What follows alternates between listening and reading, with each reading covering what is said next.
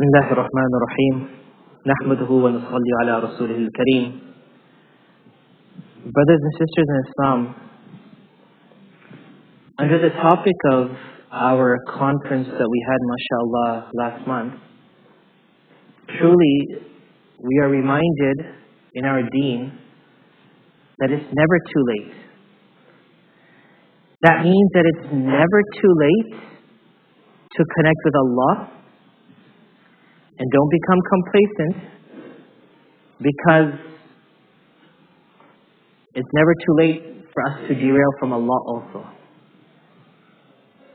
Rasulullah tells us in a hadith about a person that does the deeds of a person of Jannah. That until between that person and Jannah there's only a span of a hand. They're so close. They're so close. I.e., they're following the rules, the regulations, the prayers, the fasting, the ordinances, and they're staying away from what's wrong and they're doing what's right. Checklist after checklist after checklist, all green marks, it's going good. But then they do that one thing wrong. And it takes them away from all that right.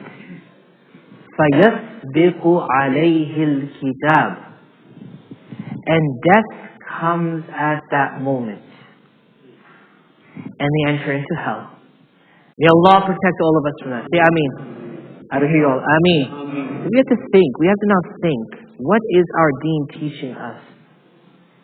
I want us to do what the hadith of Rasulullah tells us to do. Man salaka tariqan yaltamisu fihi ilma. Don't just go sit down because knowledge is being presented to us as a silver platter. No, I want to seek it.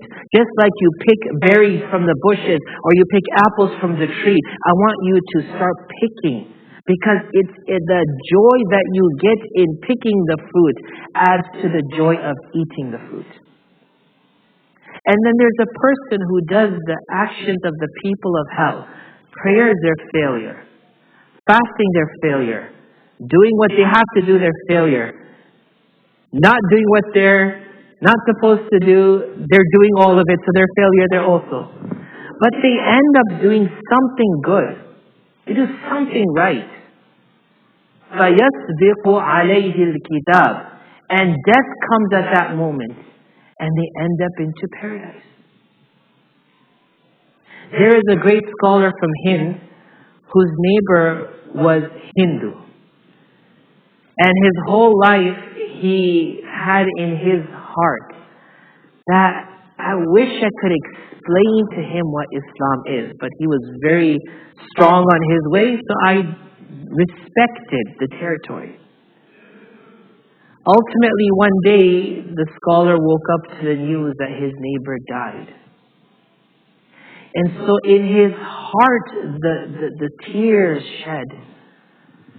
That I thought, I wished, I hoped for the day I could have talked to him about Islam, but he's dead. He's going to hell. And we're not judges on this earth. But we know that there's a criteria in front of Allah. So he was heartbroken. The whole day went by, he was with a face that was down and he was remorseful. And at night he saw a dream. And he saw this neighbor of his in the dream. And he saw this neighbor of his in a dream in Jannah. So he said to him, what are you doing there? What are you doing? What happened? He said, my whole life I watched you. I watched you. And I said, there's something good in this person.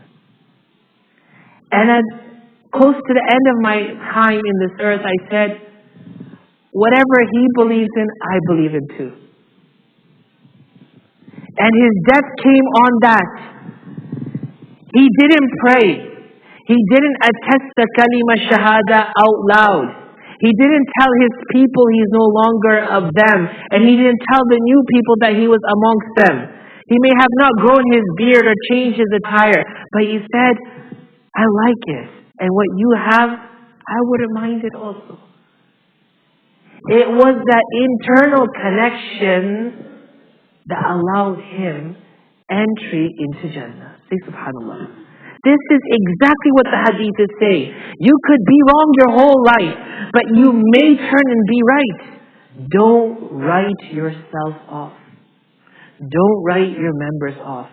Don't write humanity off. But at the same token, don't pat yourself on the back. I'm going to Jannah. I come to the masjid. I pray. I give charity. I'm going. May we not slip that last moment, that it costs us more than just this life. Ameen. So in conclusion, brothers and sisters, going from this never too late to the story of this brother of ours in Islam, Allah will show us signs. Those signs are beyond what's written. Those signs are beyond what's tangible. You cannot feel it, you cannot hear it, you cannot taste it, you cannot smell it. قُلِ الْحَمْدُ لِلَّهِ سَيُرِيكُمْ آيَاتِهِ فَتَعْرِفُونَهَا. Allah is saying in the Quran, say Alhamdulillah. Everybody say Alhamdulillah. Loudly, Alhamdulillah. Allah will soon show you His signs. He will show you His signs. فَتَعْرِفُونَهَا, and you will acknowledge them. This is the beauty of faith. If we all are pursuing that sign and that effort, you don't know how many bystanders, passerbys, neighbors, co-workers, fellow classmates, friends will say, I like this person. I wouldn't mind being what that person is. As you pursue your sign, Allah will make you the invisible sign for the masses. The time is now to seek those signs from Allah. And Allah said, say Alhamdulillah, because don't worry, the world is not going wrong. The world is going where it was meant to go. You should be going where you're supposed to go.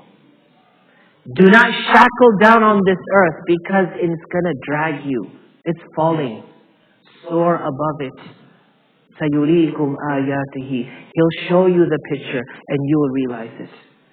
May Allah subhanahu wa ta'ala accept us, use us, allow us to benefit from Himself in the religion, and allow us to be a source of benefit for all.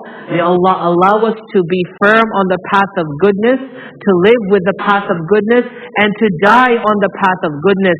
May Allah subhanahu wa ta'ala prevent us from falls and slips that will ruin us today, that will ruin us in the grave, and that will ruin us tomorrow. Ameen ya Rabbil Alameen. Jazakumullah khairan to all of you. Please don't forget to recite Surah Kahf tonight and tomorrow. May Allah make this Jum'ah a blessed Jum'ah for us all. May Allah accept our prayers on this Jum'ah. And may Allah allow us to see the next Jum'ah. Ameen ya Rabbil Alameen. Assalamu alaikum wa rahmatullahi wa barakatuh.